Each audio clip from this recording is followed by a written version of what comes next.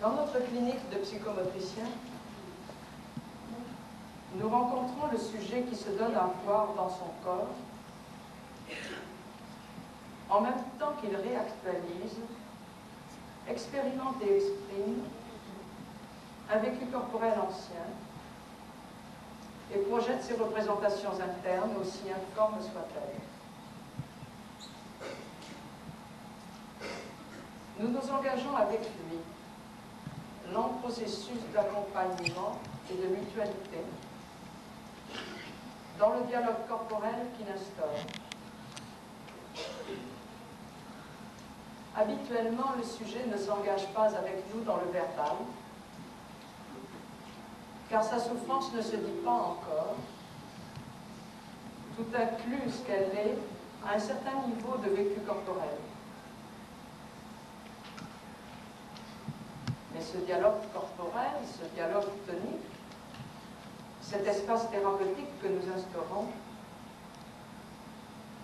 permettra au sujet d'élaborer peu à peu son discours verbal à partir du matériel conscient et inconscient qu'il y projette et revit avec nous. C'est ainsi que nous allons de l'agir représenté, du vécu informel aux mots. Ces mots surviennent au fur et à mesure de la réélaboration du revécu corporel qui surgit. Ces mots se disant, qui sont encore très corporels, vont enfin permettre au sujet un remaniement de ses représentations internes, dont son image corporelle, en même temps que la conscience de soi, remaniement de ses modes de fonctionnement, ainsi que de ses modes relationnels.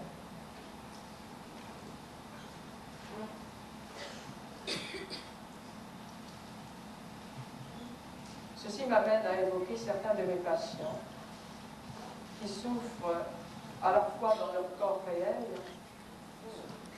dans l'image qu'ils en ont et dans leur sentiment de soi.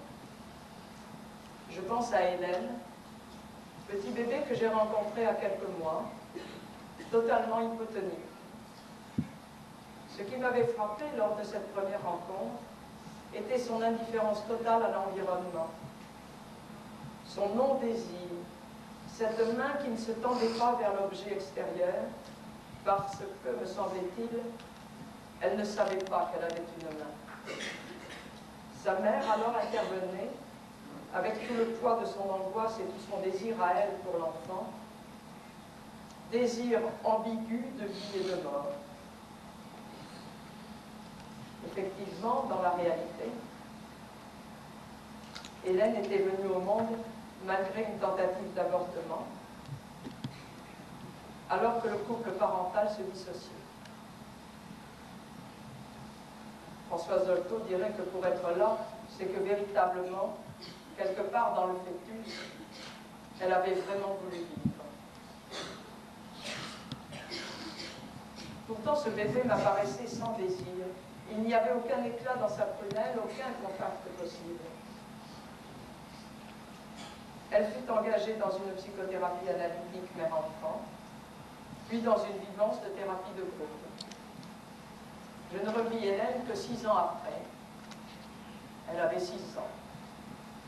Elle était debout avec peine et fatigue, cherchant à s'asseoir, parfaitement momifiée dans sa belle robe qui comprimait avec peine son embonpoint, remettant de temps en temps en place sa nappe, une mèche, un ruban. Elle était toujours incapable d'attention personnelle, entièrement engagée dans les faits et dires d'autrui, en particulier de sa mère. Elle était très bien dressée.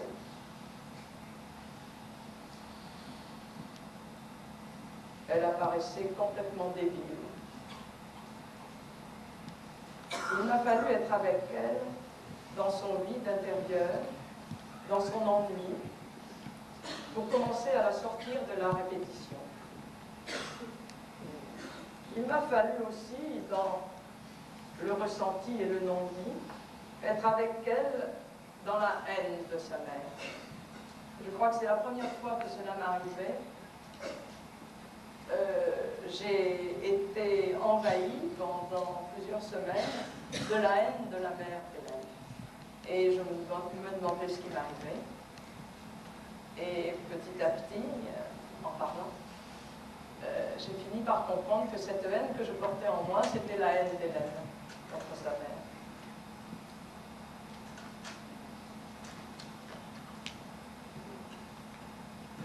Un jour, enfin, elle commença à jouer.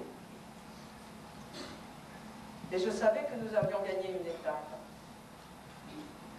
Mais elle ne pouvait se mettre en mouvement qu'avec moi. Si je la laissais un instant, elle s'arrêtait et attendait. Ensuite, elle a pu jouer soutenue par mon regard. Mais dès que je la quittais des yeux, elle arrêtait, elle attendait. Et enfin, un jour, elle a continué à jouer, bien que je me sois détournée d'elle. Puis, un jour, elle m'a tourné le dos. Et elle a fait toute une partie d'une séance en me tournant le dos. Alors, le plaisir de jouer est vraiment venu, ainsi que la possibilité de parler pour elle-même,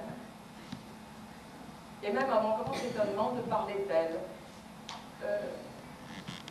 Je n'ai pas souvenir d'un enfant de 6 ans en thérapie qui m'ait parlé dans un discours aussi vrai, aussi plein, aussi construit de ses tourments, de ses souffrances, de ses désirs, par exemple du désir que son père et sa mère se remettent ensemble, de ses peurs et de ses souffrances lorsque ses parents se tabassaient, se battaient violemment, lorsqu'elle avait peur que l'un des deux tue l'autre.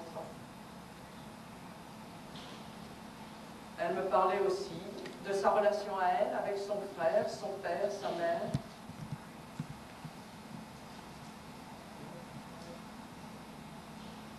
Elle me parlait vraiment de ses sentiments profonds. Tout cela en allant, en venant dans la pièce, en jouant.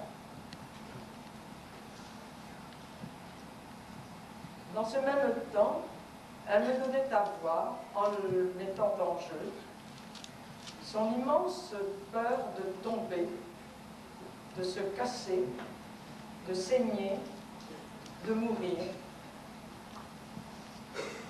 Nous avons beaucoup joué tout cela, qui me semblait alors le noyau de son angoisse de morcellement et de mort, et me faisait comprendre que son état d'immobilité était totalement contraphobique, mais me semblait venir de très loin, comme si un fœtus aurait pu mettre en place sur vie une telle position d'immobilité.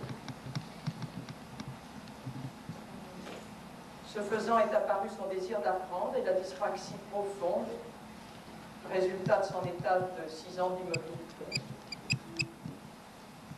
Enfin, mise hors du lit de sa mère, au propre et au figuré,